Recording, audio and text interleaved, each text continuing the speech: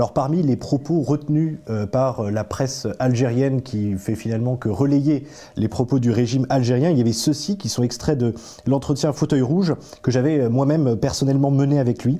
Alors je vais citer: quand la France a colonisé l'Algérie, toute la partie ouest de l'Algérie faisait partie du Maroc. C'est facile de coloniser des petits trucs qui n'ont pas d'histoire, mais coloniser un État c'est très difficile. Concrètement, selon vous, qu'est-ce qu'il voulait dire et est-ce que vous rejoignez son constat ? Je pense qu'il a voulu dire que, et on va y revenir, que l'Algérie c'était une terre à coloniser. En revanche, que le Maroc était un véritable État avec une histoire depuis le XIIe siècle, etc. Et je pense que c'est cette comparaison-là qu'il a voulu établir et qui a sans doute d'ailleurs fort déplu aux dirigeants algériens. Ils sont obsédés par le Maroc presque autant que par la France. Je pense que le Maroc est tout ce qu'ils ne sont pas. C'est-à-dire, je vous l'ai dit, un véritable État avec un royaume qui est une vieille histoire, qui a été préservé par les conquérants et en particulier par le général Lyautey qui a préservé l'organisation de la société marocaine, alors qu'il faut bien le dire. Et d'ailleurs, c'est amusant parce que les Algériens ne nous le reprochent jamais, ça, alors que la République française a saccagé la structure traditionnelle algérienne. Et que ça explique aussi le désordre dans les esprits des Algériens, alors que les Marocains savent ce qu'ils sont. Pourquoi est-ce que l'Algérie a finalement autant de mal avec son histoire ? Je dirais qu'elle n'a que son histoire.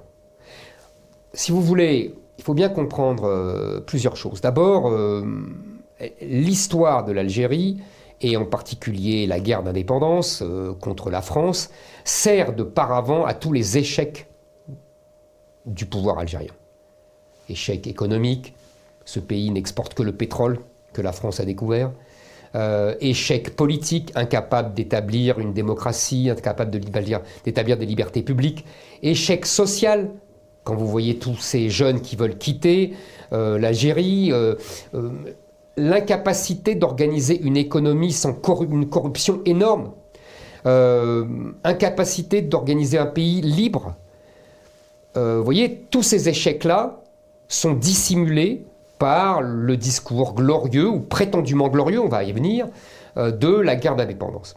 Deuxième raison, c'est que, je vous l'ai esquissé tout à l'heure, l'Algérie n'est pas une nation. L'Algérie n'a jamais été une nation. Vous savez, un des leaders indépendantistes algériens, Ferhat Abbas, avait dit dans les années 50 j'ai visité tous les cimetières de l'Algérie, je n'ai jamais vu la nation algérienne. Il n'y avait pas de nation algérienne. Cette terre était une terre d'empire. Elle a toujours été conquise par des empires. Elle a été conquise par les Romains, puis par les Arabes, puis par les Espagnols, puis par les Ottomans, puis enfin par les Français. Vous voyez, ça a toujours été conquis par un empire. Et évidemment, ils n'ont pas réussi à se définir à part l'opposition à ces empires.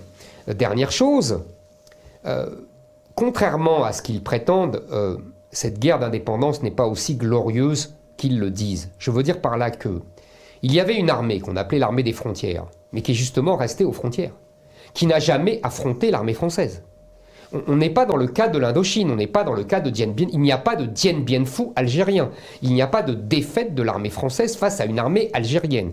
Il n'y avait que des attentats commis par des terroristes qui tuaient des civils dans la rue, qui mettaient des bombes dans des cinémas et qui exécutaient des gens comme ça. D'ailleurs, il faut préciser aussi qu'ils ont tué plus de civils musulmans que de civils français dans leur règlement de compte et pour faire pression sur la population de l'Algérie qui n'était pas forcément ni anti-française et encore moins pour l'indépendance.